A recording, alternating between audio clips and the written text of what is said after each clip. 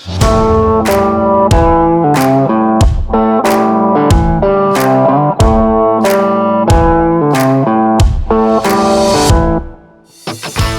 Itel A37 is the successor to the Itel A36, which was launched in April last year.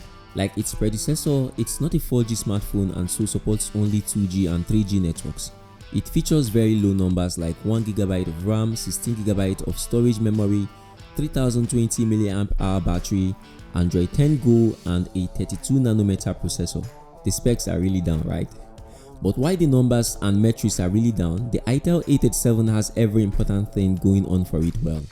Costing only 27,000 Naira or $60 here in Nigeria, it is way easier to recommend this device over the Samsung Galaxy A02, and you will see why shortly.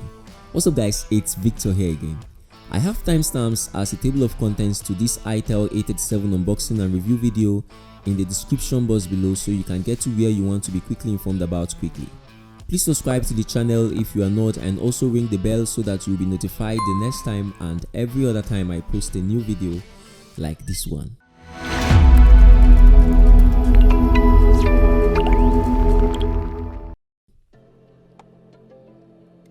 The Itel A37 is a basic smartphone targeted at very low budget folks. At $60 or less, what should we expect? Inside the unsealed box, first is the phone itself.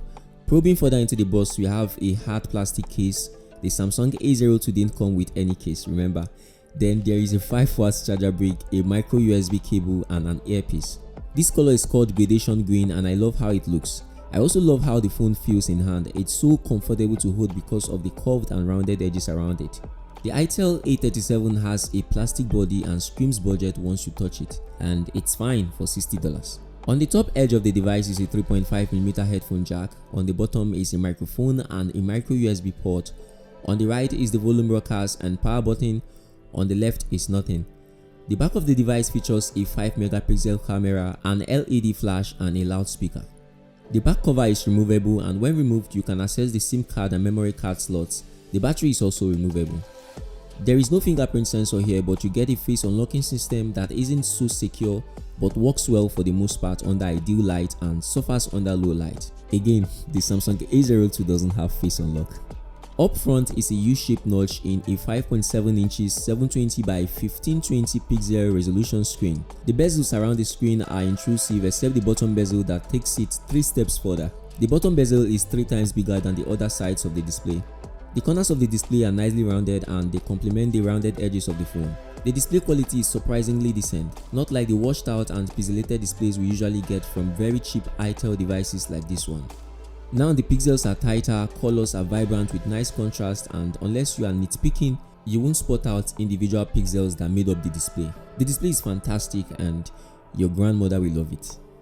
At the heart of the phone, there is a quad-core 32nm CPU clocked at 1.3 GHz, coupled with 1GB of RAM and 16GB built-in internal storage, which is further expandable using an SD card.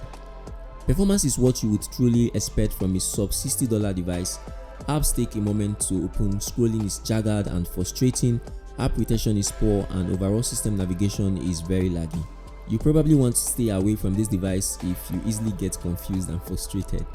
The Itel A37 gives you only 16GB to store your files, so you would have to install a memory card if you take a lot of pictures or share a lot of files. Talking about pictures, the A37 takes unexpected pretty pictures, especially for this class.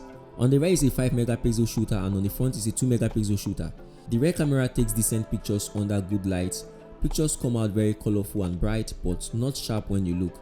Skin color is true to life but dynamic range is poor as expected. Outdoor selfies look good but washed out and overexposed in some areas. It has a portrait mode for both cameras and they work as expected. The A37 shoots only 720p videos and this is how it looks and sounds. Hey guys, so the front facing camera of the Itel A37 and this is how it performs. This is how it looks. The mic quality too, let me know what you think about it, the audio production in the comment section. Also subscribe to the channel if you've not. Please subscribe. Subscribe now. There are more camera modes here than on the Samsung Galaxy A02. There is a portrait mode, short video mode, panorama mode, HDR mode, and a pro mode that will allow you manually set individual photography parameters. The camera also allows you to take pictures while shooting videos. That's a very handy feature that even the Samsung Galaxy A12 cannot do. You can even pause and resume video recording. So much going on for this small guy. The Itel A37 has a 3020 mAh battery and a 5W charger out of the box. Even though it's a small battery by today's standard, it still lasts long basically because the device doesn't use much power or resources. Charging is also very slow but expected.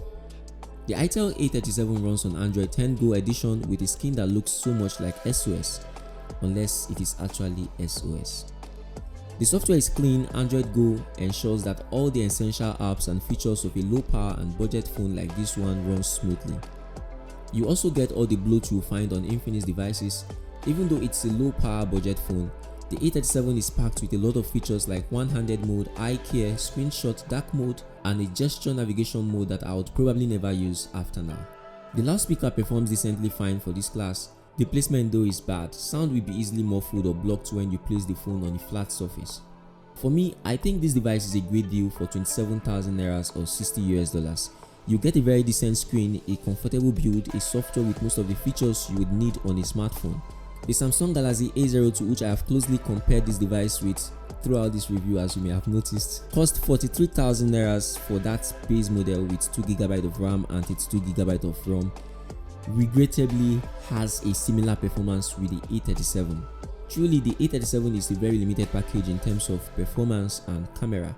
It still offers features that the Samsung A02 couldn't offer at a higher price tag. Features like face unlock, gesture navigation, more camera modes, and a more responsive UI. In conclusion, I wouldn't recommend the Itel A37 as a primary or proper smartphone. It can serve really well as a secondary device and as a phone for the elderly and children. If you have any questions about the Itel A37 or even the Samsung A02 that I haven't covered in this video, let me know in the comments and I'll be delighted to answer as soon as possible. Subscribe if you're not, like and share if it was helpful. Thank you for watching this one, and I will see you when I see you in the next one. Peace.